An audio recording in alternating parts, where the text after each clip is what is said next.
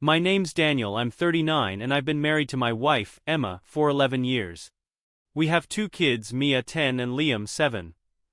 On the surface, everything looks picture perfect, decent jobs, nice house and a family life most people would envy. But beneath all of that, something's been off lately and it's tearing me apart. Emma and I met in college, and back then she was the kind of woman who could walk into a room and make everyone stop and look. She's smart, funny, and has this way of making you feel like you're the only person who matters when she's talking to you. I fell hard and fast, and I thought I'd hit the jackpot when she said yes to marrying me. For years, everything was great. We built a life together, raised our kids, and found a good rhythm. But over the past few months, things have started to feel different. It's hard to explain, but it's like she's here physically, but emotionally she's somewhere else. At first, I thought it was just stress. Emma works in marketing, and her job can get pretty demanding, especially when she's juggling deadlines and client meetings. But then I started noticing little things that didn't sit right. She started dressing up more than usual, wearing outfits she'd usually save for date nights or special occasions. Her phone, which she used to leave lying around, suddenly became an extension of her hand. She'd tilt the screen away when I walked by or keep it face down on the table. And then there were the late nights. Emma claimed she was working overtime or meeting up with colleagues for networking events, but it started happening too often. She'd come home hours after she said she would, sometimes smelling faintly of alcohol or a cologne I didn't recognize. I told myself I was imagining things. Emma's always been outgoing and social, this was just who she was. But the more I tried to brush it off, the more these nagging doubts grew. The breaking point came 2 weeks ago. She got a text while we were watching TV. Normally she'd glance at it, maybe reply and put her phone down. But this time she snatched it up like it was a bomb about to go off. She said she needed to make a quick call and disappeared into the kitchen. I followed her. I wasn't trying to snoop, I just wanted a glass of water, but when I walked in, she looked at me like a deer caught in headlights. She quickly ended the call and mumbled something about it being a client. That night I couldn't sleep. I couldn't shake the feeling that something was going on. So, the next morning I decided to start paying closer attention. I don't know if I'm overthinking or if my gut is trying to tell me something real. Either way, I need to figure this out. I can't live with this cloud of doubt hanging over me. Let me know if you want me to keep going. This is just the tip of the iceberg, and I feel like my whole world is on the brink of falling apart. After that night, I couldn't ignore the pit in my stomach. It wasn't just paranoia anymore. There was something Emma wasn't telling me. I needed answers, but I didn't want to jump to conclusions without proof. The first thing I did was start paying more attention to her behavior. Emma's always been a creature of habit. She wakes up at the same time every morning, drinks her coffee with 2 sugars and a splash of milk, and checks her email before heading out the door. But lately her routine had shifted. She started spending more time getting ready in the mornings, even on days when she worked from home.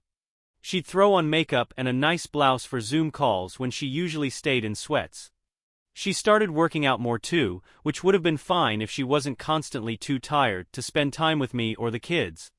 Then there were the new habits, ones that didn't fit. Like how she started coming home later than usual and claimed her boss had scheduled last-minute meetings.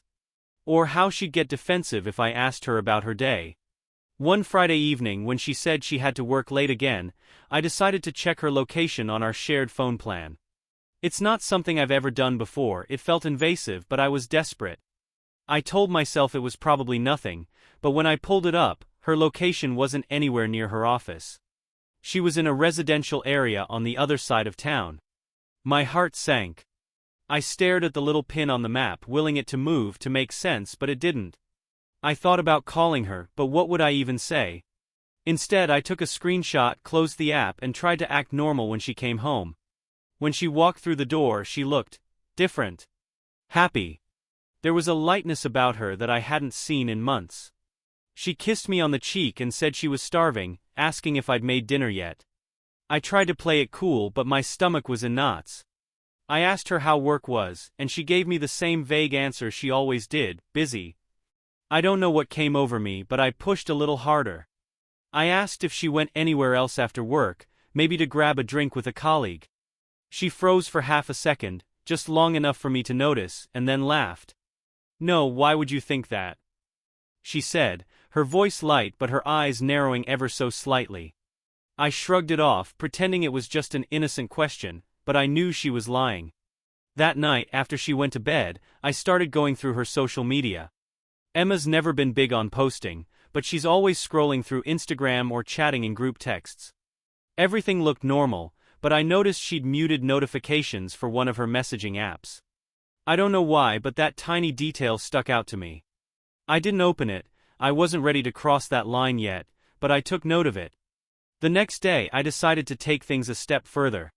I bought a small GPS tracker online, the kind you can stick in a car or bag. It felt extreme, like I was crossing into territory I never thought I'd go, but at this point I needed to know the truth. I told myself it was for my own peace of mind. If I was wrong, I'd apologize to Emma and never bring it up again. But if I was right, well, I wasn't ready to think about what I'd do if I was right. That Sunday, while Emma was in the shower, I slipped the tracker into her work bag. My hands were shaking the entire time and my chest felt tight, but I managed to get it done without her noticing. Now, all I could do was wait. Let me know if you want me to keep going. Things started spiraling faster than I ever imagined after this point. Monday rolled around, and Emma left for work like usual. I kissed her goodbye at the door, trying not to let on that my heart was pounding. As soon as she drove off, I pulled out my phone and opened the tracking app linked to the GPS. At first, everything seemed normal. She drove straight to her office and stayed there for a couple of hours. I tried to focus on work, but every time I heard my phone buzz, I jumped to check the app.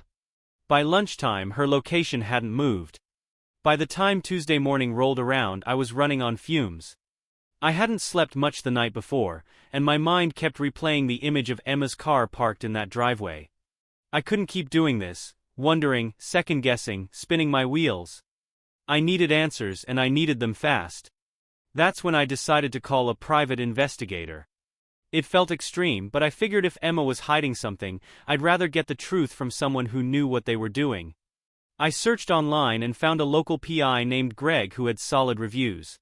He seemed discreet and professional, which was exactly what I needed. When I called him, my voice was shaky.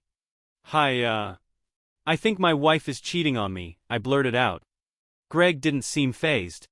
He asked me to come into his office for a consultation, so I arranged to meet him that afternoon. The office was small but neat, tucked into the back of a strip mall. Greg was a middle-aged guy with a calm demeanor and a voice that made you feel like he'd seen it all. I laid everything out for him: the late nights, the secretive behavior, the GPS tracker, and the house. He listened without interrupting, scribbling notes on a yellow legal pad. When I finished, he leaned back in his chair. "It sounds like you've got good instincts," he said. "But before we jump to conclusions, let's get some concrete evidence." He explained his process: discreet surveillance, gathering photos and videos, and documenting any patterns. It sounded invasive, but at this point I needed clarity more than anything. We agreed to start that week. Greg would follow Emma during her work late nights and see where she went. When I handed him a recent photo of her, I felt a pang of guilt. Was I betraying her by doing this? Was I overreacting? But then I thought about all the lies and the nagging feeling in my gut, and I knew I was doing the right thing. That evening, Emma seemed unusually cheerful. She talked about her day at work, laughing at something her boss had said. For a moment, I almost believed everything was fine. But then her phone buzzed and she quickly grabbed it, tilting the screen away from me as she typed a reply. "Who's that?" I asked casually. She hesitated for half a second. "Oh, just work stuff," she said, slipping the phone into her pocket. I nodded and didn't press her, but my heart sank. It felt like she was getting better at hiding whatever she was up to. The next few days were a blur. Every time Emma left the house, I checked the GPS tracker, wondering where she'd go and if Greg was watching. I felt like I was living in a spy movie, constantly looking over my shoulder and analyzing every word she said. By Thursday, Greg called me with his first update. "She's definitely going to that house again," he said.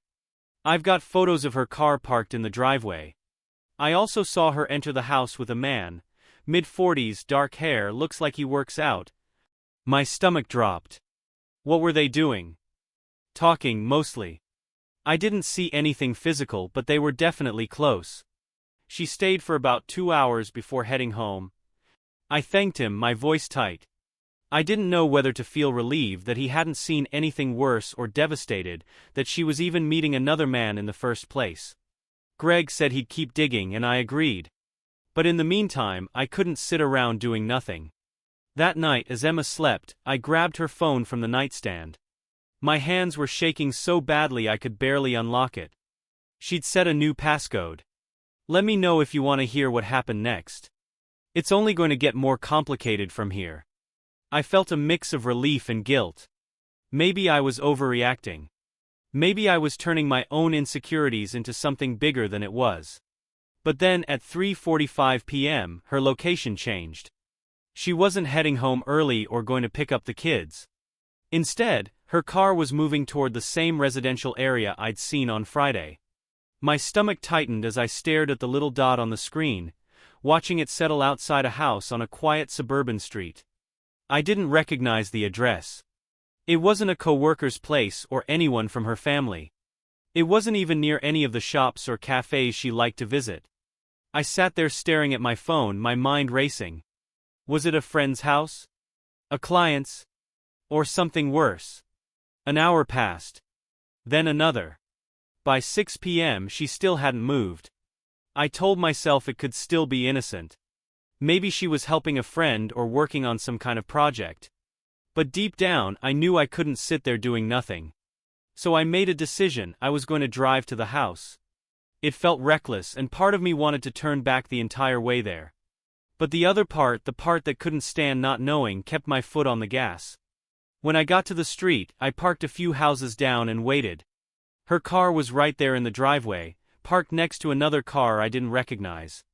The lights in the house were on, but the blinds were closed, making it impossible to see inside.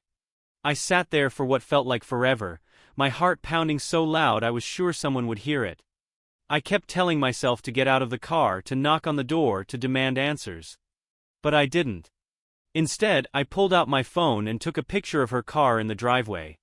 Then I drove home, feeling like a coward for not confronting her, but also terrified of what I might have found if I had. When she came home later that night, she acted like nothing had happened. She kissed me on the cheek, asked how my day was, and headed upstairs to check on the kids. I watched her like a hawk, searching for any sign of guilt or discomfort. But she was so calm, so collected, it made me second-guess everything all over again. Before bed, I casually asked about her day.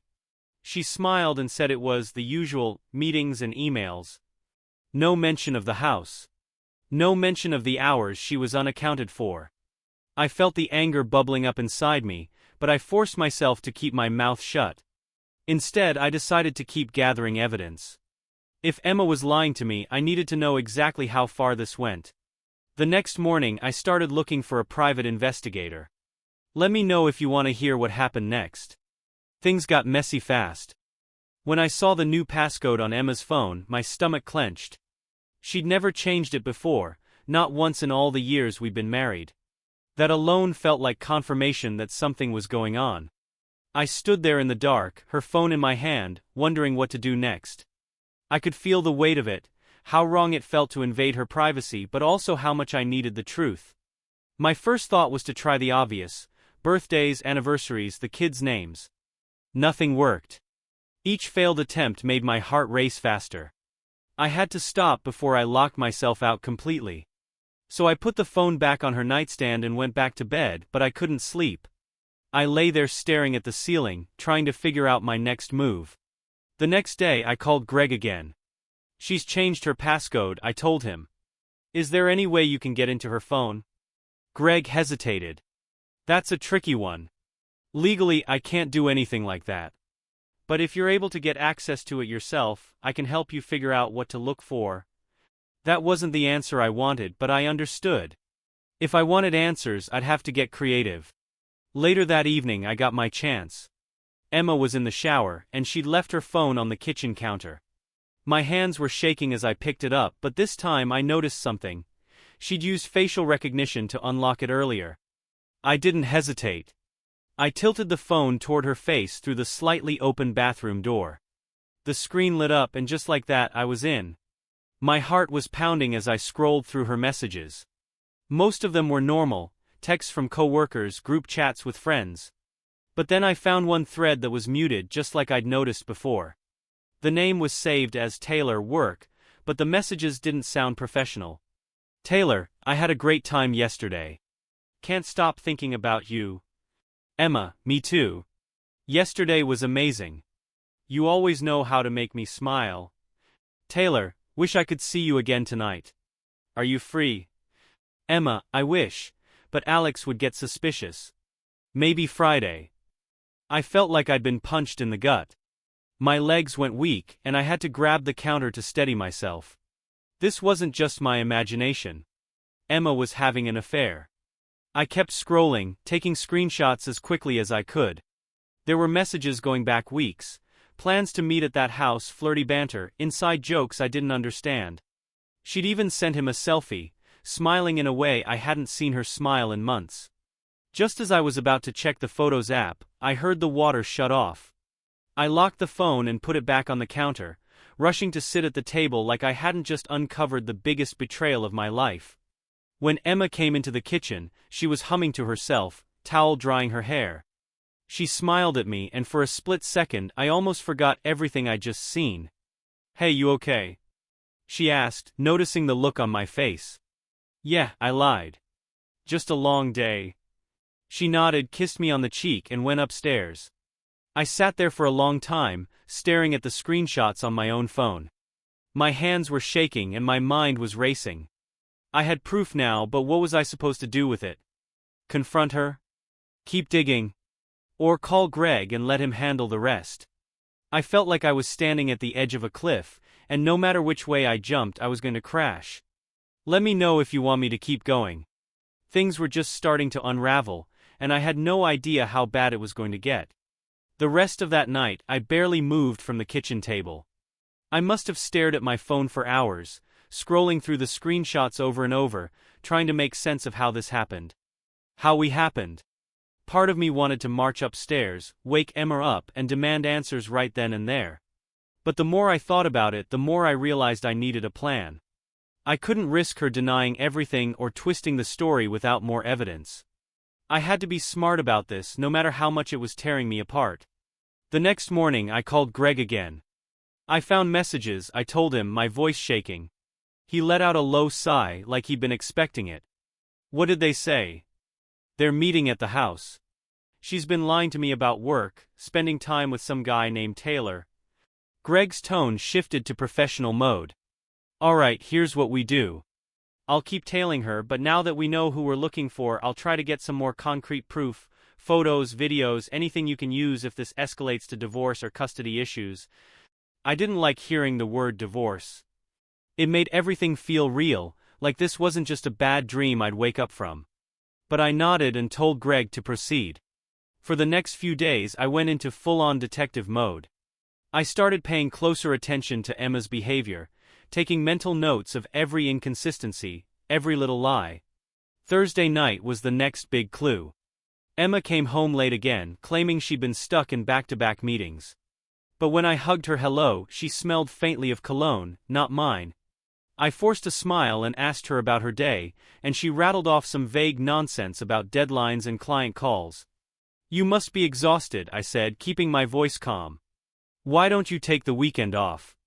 We can go somewhere with the kids. She hesitated, just for a moment. I wish I could, but I've got that thing on Saturday. What thing? I asked, tilting my head. The work brunch, she said quickly. I told you about it last week, remember? I didn't because it wasn't real. But I nodded anyway. Oh, right. Forgot about that. That night, after she went to bed, I checked the tracker. Sure enough, she hadn't been at her office earlier. She'd been at the same house. The next day, Greg called with an update. I've got something, he said. She's definitely seeing this Taylor guy.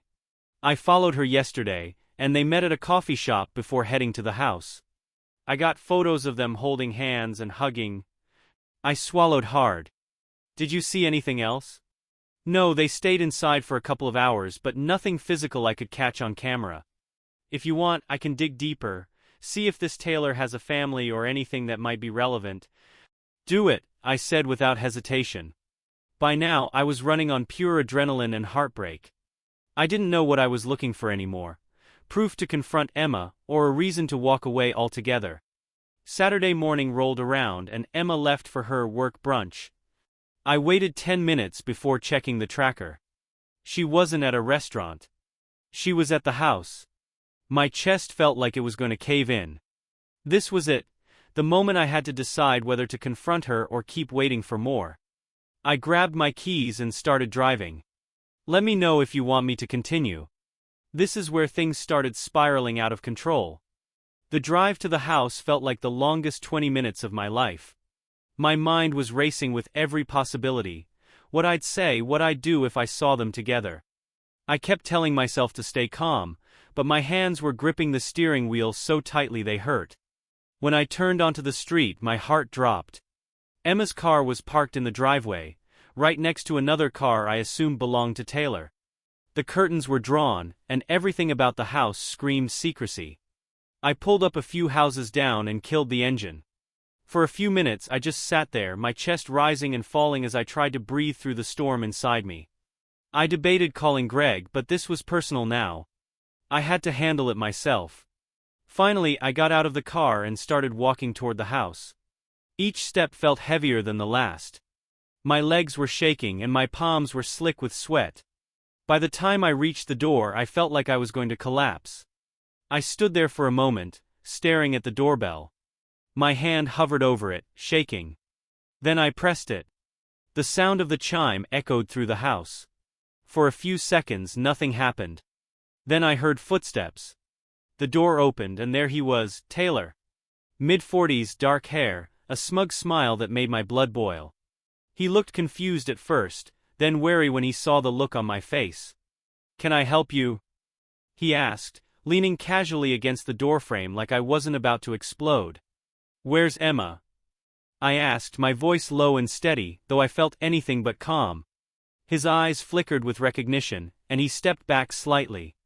"I think you've got the wrong house." "Don't lie to me," I snapped. "I know she's here." Before he could say anything else, I heard her voice. "Who is it?" Emma called out from inside. Taylor's face turned pale and he tried to shut the door, but I pushed it open and stepped inside. "Emma!" I shouted, my voice cracking. She appeared at the end of the hallway, and the look on her face when she saw me will haunt me forever. First it was shock, then panic, and finally something I can only describe as guilt. "Daniel," she started, but I cut her off. "Don't," I said, holding up a hand. "Don't say another word unless it's the truth." She opened her mouth to respond, but nothing came out. Instead, she just stood there, frozen, as I looked between her and Taylor. "How long?" I demanded, my voice shaking. "Daniel, please let me explain," she said, taking a step toward me. "No. Just answer the question. How long has this been going on?" Her eyes filled with tears, and she glanced at Taylor like she was looking for help. He just stood there, silent. "A few months," she finally whispered. I felt like the air had been sucked out of the room. My legs gave out and I leaned against the wall to steady myself. "You lied to me," I said, my voice barely audible. "You lied to me, to our kids, to everyone." "I didn't mean for this to happen," she said, her voice trembling. It just happened." "That's your excuse?" I shouted, my anger boiling over. "It just happened. You made a choice, Emma. Every time you lied to me, every time you came here, you made a choice." Taylor finally spoke up, stepping forward. "Look, man, I think you should leave." "Don't," I said, cutting him off and glaring at him. "You don't get to talk to me. You don't get to tell me what to do in my own marriage." He held up his hands defensively, but I wasn't done. "You think this is over?" I asked, looking back at Emma. "You think I'm just going to walk away and pretend this didn't happen?" I could see the fear in her eyes, but I didn't care anymore. I turned on my heel and walked out of the house, slamming the door behind me. When I got back to my car, I sat there for a long time, shaking. I didn't know what I was going to do next, but one thing was clear: everything I thought I knew about my life was a lie. Let me know if you want me to continue. This was just the beginning of the fallout. The drive home felt like it lasted forever. My hands were still trembling on the steering wheel, and my mind was spinning with everything Emma had said, or hadn't said. Her excuse, "it just happened," played on repeat in my head, making me angrier every time I thought about it. When I pulled into the driveway, the house felt too quiet. Mia and Liam were at my mom's for the weekend, something Emma had insisted on when she mentioned her work brunch. Now I knew why. She'd planned this whole thing. Inside, the silence felt oppressive. I paced the living room, trying to figure out what to do.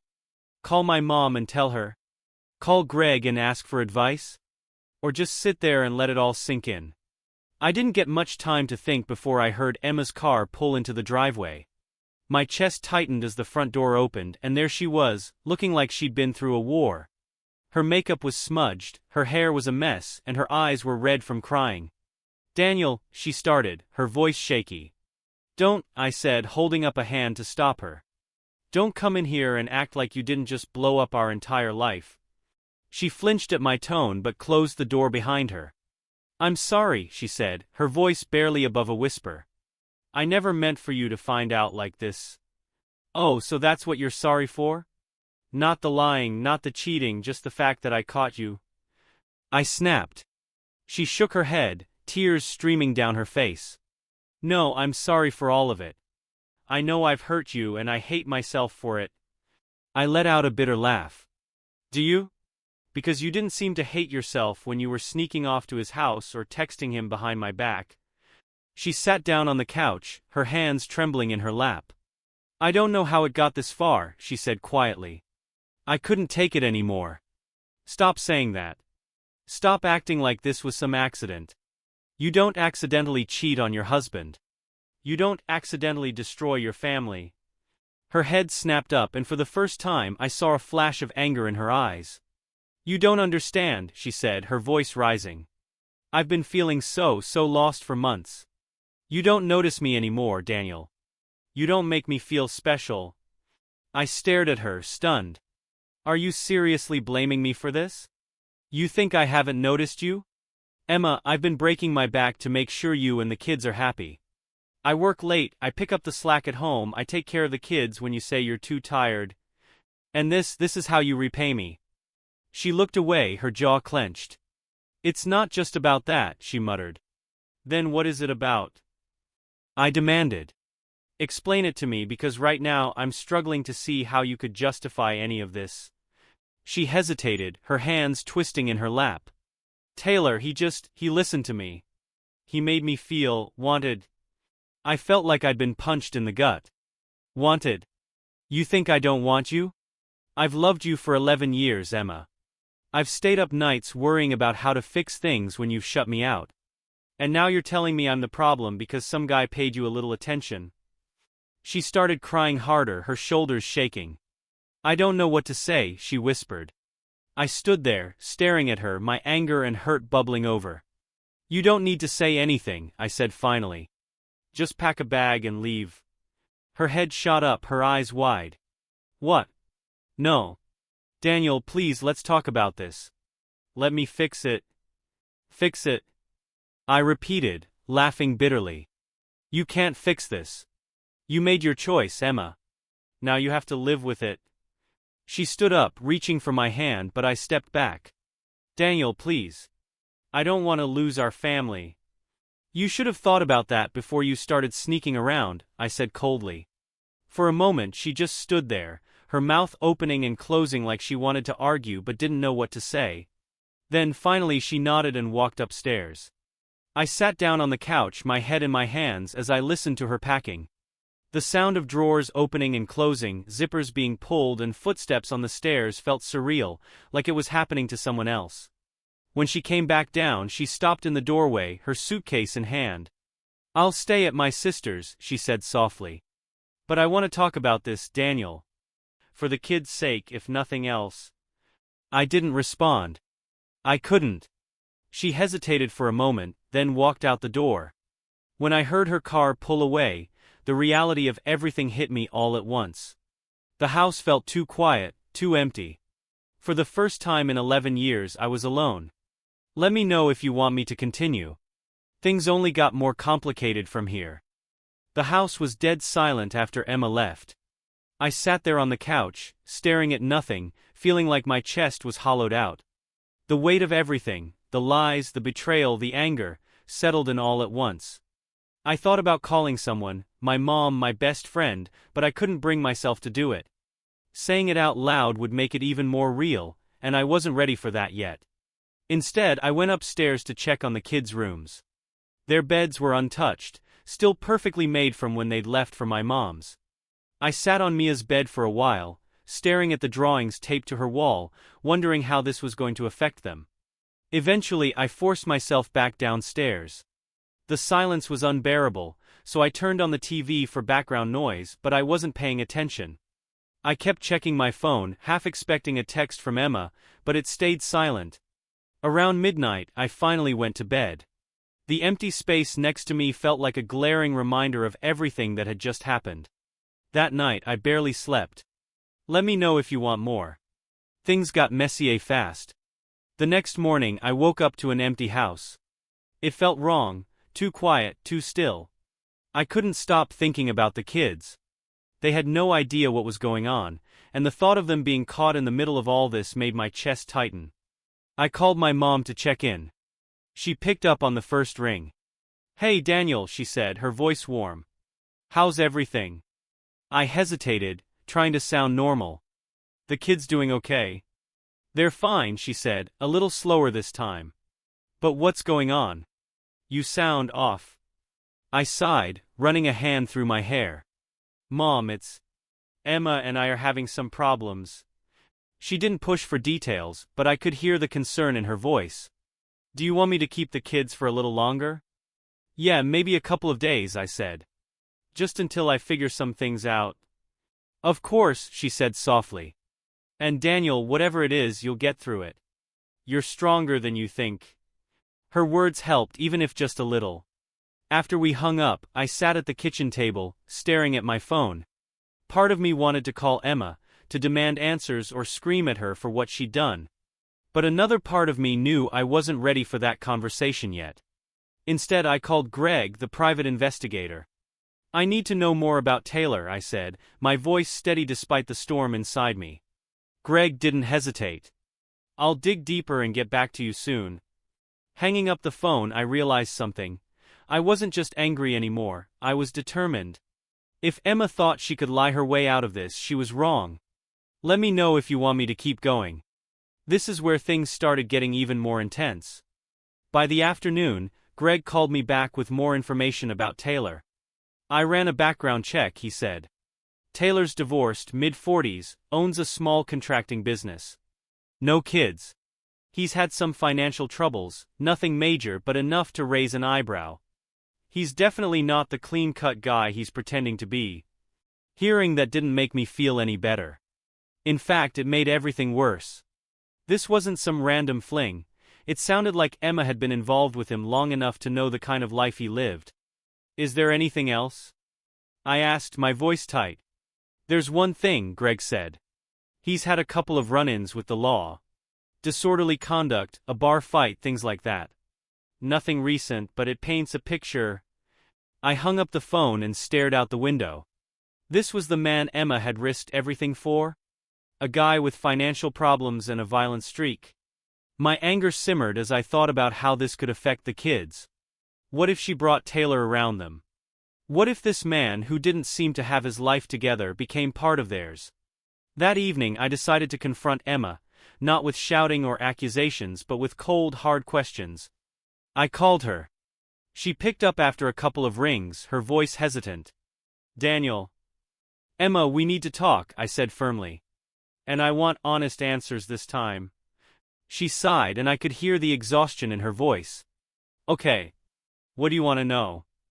I didn't sugarcoat it. "Who is Taylor, really? How long have you been seeing him and what does he mean to you?" There was a long pause. He's someone who's been there for me when I felt like you weren't," she said finally.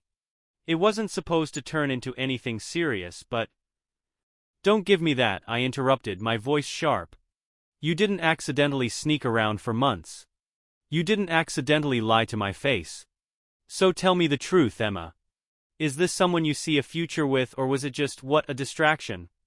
Her silence was deafening. I don't know, she whispered. Her answer felt like a knife to the chest. Then I think you need to figure that out, I said, my voice cold. Because I'm not going to stand here and let you string me along while you decide if I'm good enough for you. She started to say something, but I hung up before I could hear it. I couldn't take another word. Let me know if you want to keep going. Things were unraveling faster than I expected, and the decisions I had to make weren't getting any easier. The next morning I woke up feeling drained, like I'd aged 10 years overnight. I kept replaying my conversation with Emma in my head, trying to make sense of her vague answers and excuses.